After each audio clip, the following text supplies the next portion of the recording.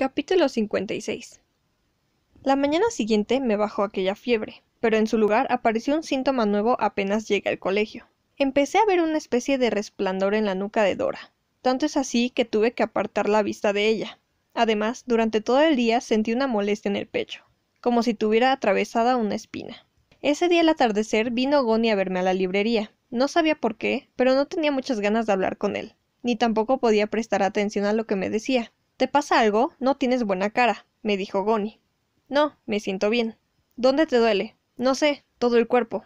Goni me propuso que saliéramos a comer algo, pero me negué. Se pasó la lengua por los labios como si estuviera hambriento y desapareció un rato después. Probé a girar el torso hacia un lado y hacia el otro, pero no podía precisar dónde me dolía exactamente. Al salir después de cerrar la tienda, me tropecé con el Dr. Shim. Me preguntó si había cenado y negué con la cabeza. Hacía ya rato que se había hecho de noche. Esta vez me llevó a comer fideos de alforfón. No es suficiente para alguien en edad de crecimiento como tú, dijo, y pidió también un plato de langostinos fritos, pero ni siquiera pude tocarlos. Mientras el Dr. Shim comía con parsimonia sus fideos, le conté los síntomas que sufría. Me costaba articular bien las palabras, de modo que tardé el doble de lo normal en pronunciar las pocas frases que dije. Creo que es una gripe y ya me he tomado algo, rematé a duras penas. El Dr. Shim se ajustó las gafas y fijó la vista en mis piernas, que no paraban de temblar. A ver, ¿puedes darme más detalles? ¿Más de lo que ya le he dicho? ¿Qué más quieres saber? Pues no sé, dijo riéndose. Quizá no me lo has dicho todo porque no sabes cómo expresarte, así que explícate con mayor detenimiento. Dime cuándo y cómo comenzaron los síntomas, por ejemplo, si pasó algo en especial o dónde empezó todo. Entorné los ojos y traté de remontarme al principio. Fue el viento. ¿El viento? Como si me imitara, el Dr. Shim también entornó los ojos. Sí, es difícil de explicar, pero ¿quiere escucharlo? Por supuesto. Tomé una gran bocanada de aire y empecé a contarle de manera pormenorizada lo que había pasado el día anterior. Al ponerla en palabras, la escena quedó seca y sosa. Sopló una ráfaga de viento, se cayeron las hojas de los árboles, el pelo de Dora me pegó en la cara y sentí un sofoco como si algo pesado me oprimiera el pecho. Era un relato de hechos insustanciales que no tenía pies ni cabeza. Sin embargo, el rostro del Dr. Shim se fue suavizando a medida que avanzaba en mi explicación y cuando terminé de hablar me sonreía de oreja a oreja. Me tendió la mano y yo se la acepté sin pensarlo, entonces me la sacudió un par de veces con fuerza. Enhorabuena, lo estás haciendo muy bien, es para alegrarse, y mucho. Y sin dejar de sonreír me hizo una pregunta que no venía a cuento. ¿Cuánto has crecido este año? Creo que unos 9 centímetros. Fíjate, muchísimo, y así como crece tu cuerpo, también habrá crecido tu cabeza. Seguro que debe de haber cambiado mucho la topografía de tu cerebro. Si yo fuera un neurocirujano, lo comprobaría haciéndote una resonancia magnética. Sacudí la cabeza. No había sido una experiencia agradable que me tomaran fotos del cerebro. Pero ahora no me apetece mucho. Preferiría esperar a que las amígdalas crecieran un poco más. Además, no sé si esto es como para felicitarme. Es muy molesto y no puedo dormir. Es lo que pasa cuando se siente interés por el sexo opuesto. ¿Cree que me gusta esa chica? Le pregunté y me arrepentí al instante, pero ya lo había dicho. Eso solo lo sabe tu corazón, me respondió sin borrar la sonrisa de su cara. Será la cabeza, puesto que es el cerebro el que da las órdenes. Aunque así sea, decimos que es el corazón.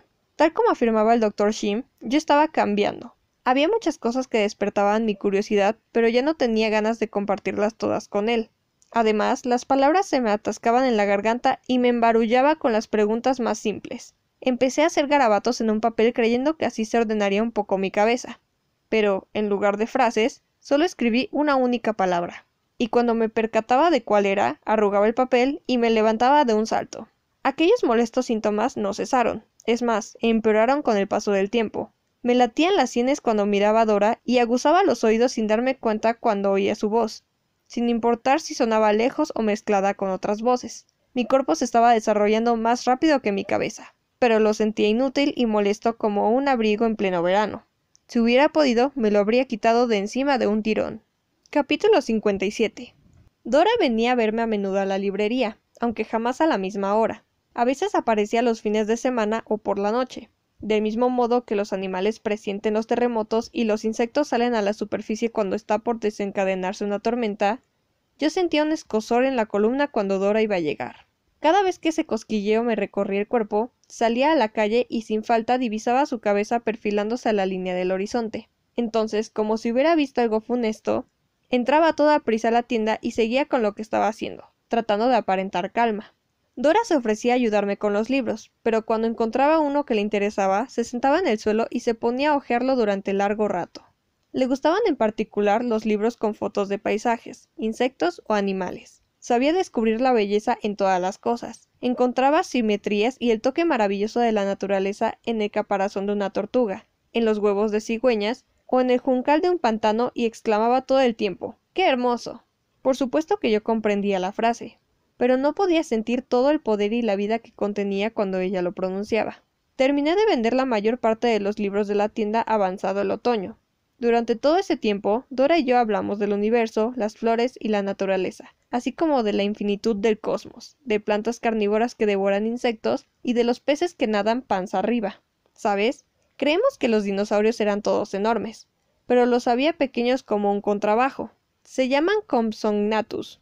Debieron de ser muy bonitos, me dijo un día Dora, con un libro para niños desplegado sobre sus rodillas. Era mío, me lo leía mamá cuando era pequeño. ¿Te acuerdas? Asentí. El Ipsilopodon, del tamaño de una bañera. El Microceratus, grande como un cachorrillo. El Micropachycephalosaurus, que tenía unos 50 centímetros de largo. Y el Musaurus, pequeño como un muñeco de peluche. Me acordaba muy bien de todos esos nombres largos y extraños. Dora alzó las comisuras de la boca y me preguntó: ¿vas a ver a tu madre a menudo? Sí, todos los días. ¿Puedo ir contigo? Preguntó tras un movimiento de vacilación. Claro, le respondí sin pensármelo antes. En la habitación de mamá había un dinosaurio de juguete en el marco de la ventana. Lo había comprado Dora mientras íbamos de camino a la clínica.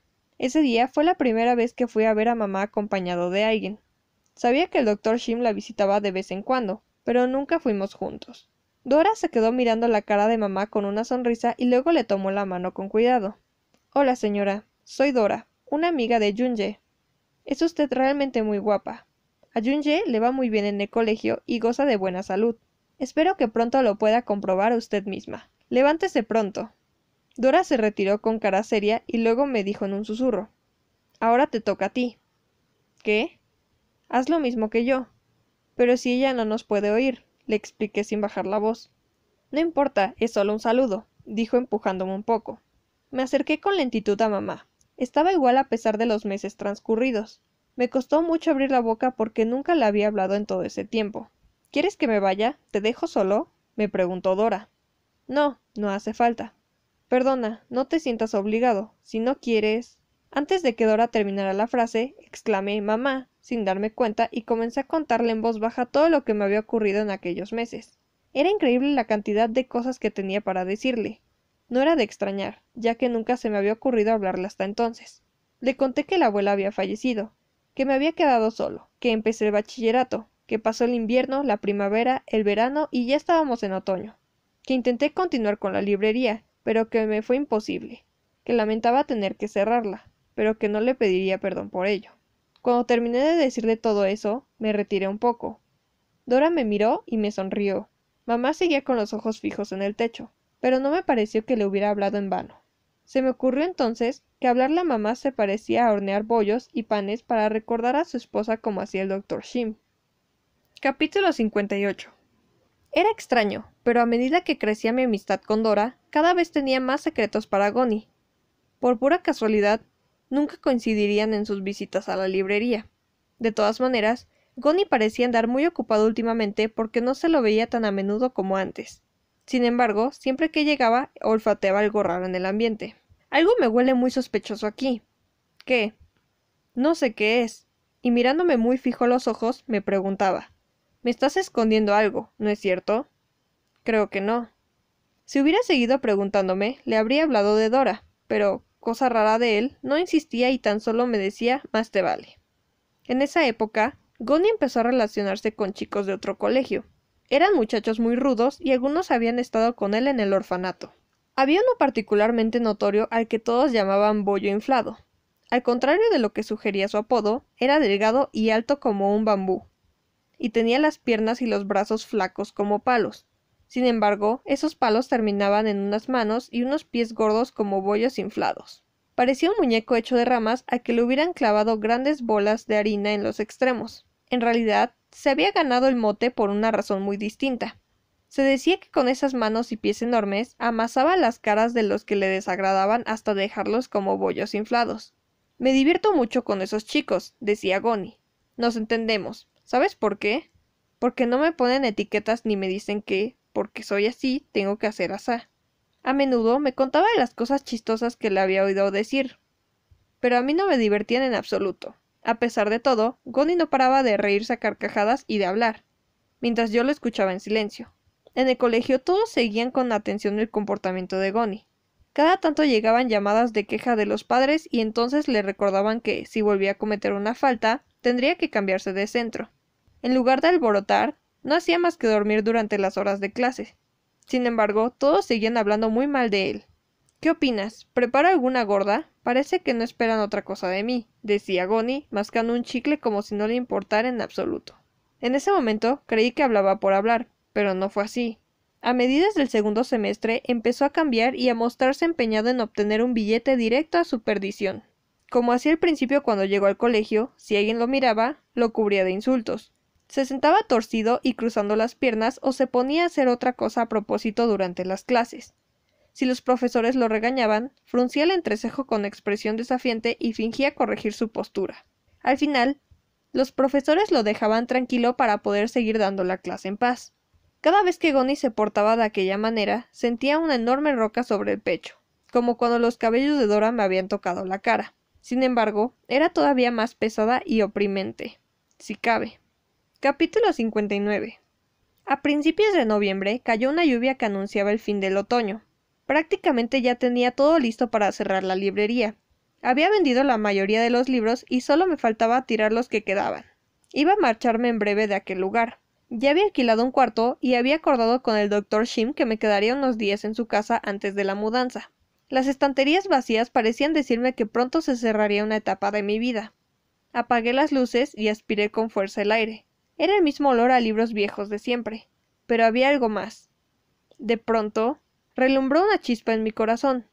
Me nació un deseo irreprimible de aprender a leer entre líneas y de comprender los mensajes que querían transmitir aquellos autores. Quería conocer a muchas personas, compartir charlas profundas con ellas y llegar a saber algún día cuál era la esencia del ser humano. Entonces entró alguien en la tienda. Era Dora. Ni siquiera la saludé, pues quería decírselo antes de que se me olvidara, antes de que se me apagara la chispa del corazón. ¿Crees que alguna vez podré escribir? Sobre mí mismo, quiero decir. Dora me miró con curiosidad. ¿Podrá comprenderme la gente cuando ni siquiera yo mismo me comprendo? Comprender, repitió Dora en voz baja. De pronto dio un giro y apareció justo debajo de mi mentón. Su aliento me acarició el cuello y mi corazón empezó a batir como un tambor. Oye, tu pulso va muy rápido. Las sílabas susurrantes que pronunciaban sus labios carnosos me hacían cosquillas en el cuello. Sin darme cuenta, aspiré una gran bocanada de aire y absorbí el aliento de su boca. ¿Sabes por qué te late rápido el corazón? Preguntó Dora. No, porque estoy muy cerca de ti, y tu corazón aplaude de alegría. Nuestras miradas se encontraron, pero ninguno apartó la vista. Sin cerrar los ojos, ella acercó su cara a la mía. Antes de que me diera cuenta, nuestros labios se juntaron. Los sentí increíblemente esponjosos. Su boca suave y húmeda se apretó aún más contra la mía y respiramos 3 veces así, tal cual como nos encontrábamos.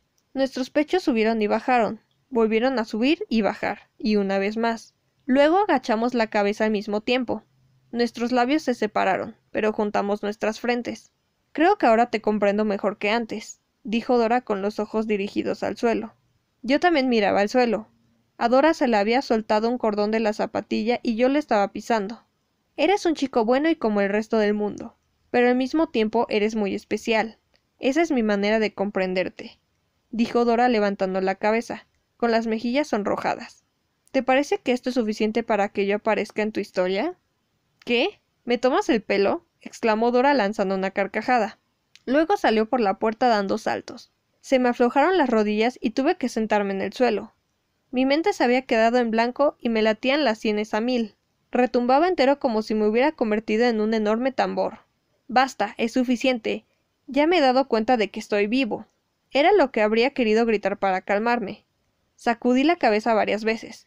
Todavía tenía demasiadas cosas que aprender en la vida. En ese instante me atravesó una sensación rara y levanté la vista. Gonnie estaba al otro lado del escaparate. Nos quedamos mirándonos durante unos segundos sin decir nada, pero él esbozó una ligera sonrisa. Un rato después, se dio la vuelta y desapareció sin prisa.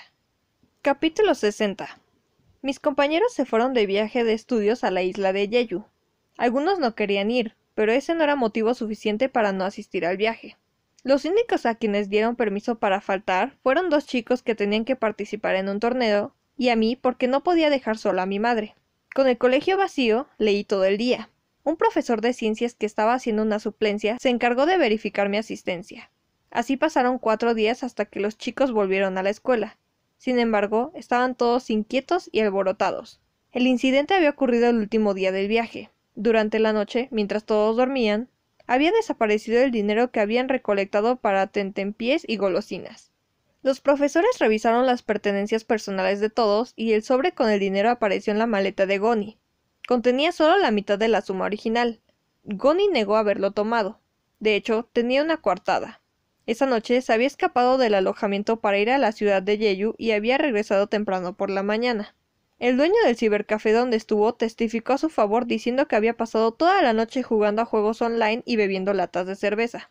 No obstante, todos estaban convencidos de que Gonnie era el culpable. Decían que quizá había enviado a otro a robar en su lugar o que el dueño del cibercafé era su cómplice. En todo caso, no tenían la menor duda de que había sido obra suya. Gonnie no hacía más que dormir tirado sobre su pupitre desde que había vuelto del viaje, como si no le importara en absoluto lo que dijeran de él. Sin embargo, esa misma tarde, el profesor Jun se presentó en el colegio y reintegró la suma que se había perdido. Los chicos no pararon de mandarse mensajes a través del teléfono durante todo el día. No hacía falta mirarlos ni tener mucha imaginación para saber lo que decían.